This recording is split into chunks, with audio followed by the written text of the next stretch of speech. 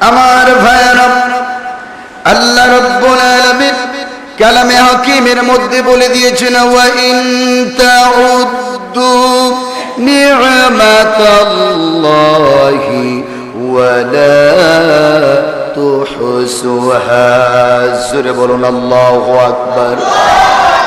আল্লাহ রাব্বুল আলামিন বলেন, ওয়া ইন তাউদ্দু নি'মাতাল্লাহ, আমি আল্লাহ এই দুনিয়ার ভিতরে যত নিয়ামত দিয়েছি, ওয়ালা তুহসুহা, নিয়ামত গুনে গুনে শেষ করতে পারবে না। জোরে বলে সুবহানাল্লাহ। আল্লাহ রাব্বুল আলামিন এই দুনিয়ার মধ্যে যত নিয়ামত দিয়েছেন, নিয়ামত কি আসলে গুনে গুনে শেষ করা সম্ভব? সম্ভব হবে না। বান্দা যদি কিয়ামত পর্যন্ত সিজদায় পড়ে থাকে, বান্দার নিয়ামতের শুকরিয়া আদায় করা সম্ভব হবে?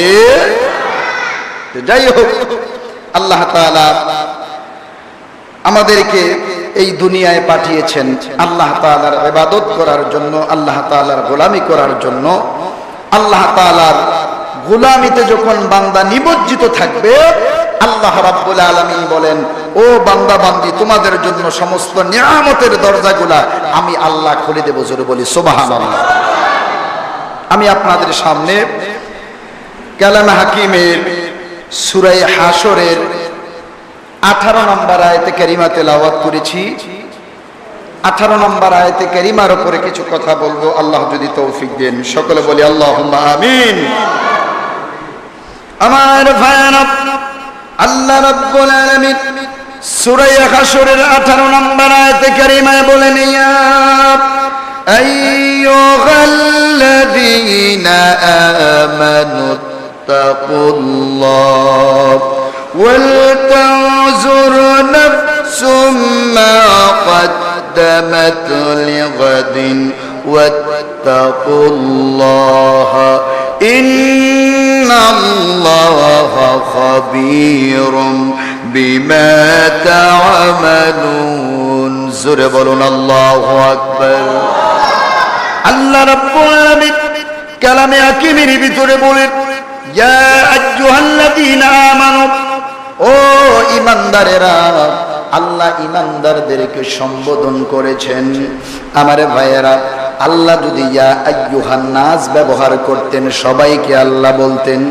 এখানে আল্লাহ ঈমানদারদেরকে ডাক দিয়েছেন। কাকে ডাক দিয়েছেন? আমরা ঈমানদার কিনা বলেন? কি কথা কন নাকি? আমরা ঈমানদার? আমরা তো মনে করি যে টুপি ফিরলে, পাঞ্জাবি ফিরলে, দাড়ি রাখলে ঈমানদার, ঠিক না? না, ঈমানদার কাকে বলে, ঈমানদারের পরিচয়টা আজকে আমরা জেনে যাই। ঈমানদার কাকে বলে? আমরা মনে করি সমাজের মধ্যে দাড়ি রাখলে, টুপি রাখলে সেই মনে করি ঈমানদার। আমার ভাইয়েরা, ঈমানদার কাকে বলে?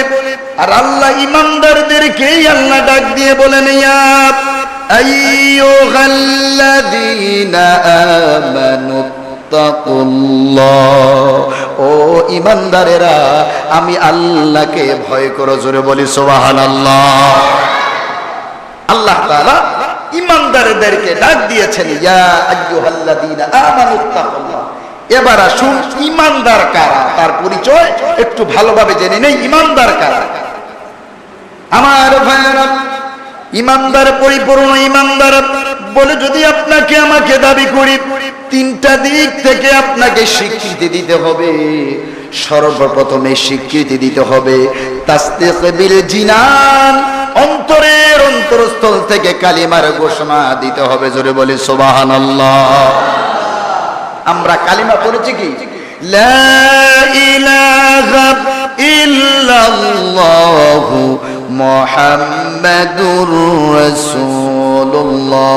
সকলে পড়ি সাল্লাল্লাহু আলাইহি ওয়াসাল্লাম। মনে করি যে কালিমা পড়লেই মুসলমান, ঠিক না?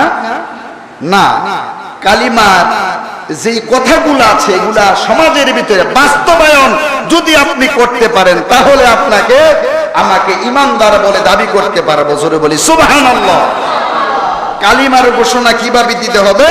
তাসদীক বিল জিনান, অন্তরের অন্তরস্থল থেকে ঘোষণা দিতে হবে আল্লাহ ছাড়া কোনো মাবুদ নাই। ঠিক কিনা বলেন?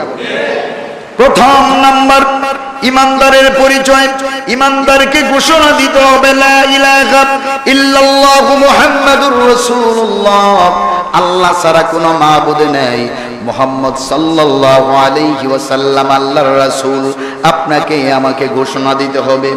দ্বিতীয় নম্বরে যে ঘোষণাটা দিতে হবে, ইকরার বিল লিসান, লিসান শব্দের অর্থ হলো জিহ্বা, জিহ্বা দিয়ে কালিমার ঘোষণা দিতে হবে লা ইলাহা ইল্লাল্লাহু মুহাম্মাদুর রাসূলুল্লাহ।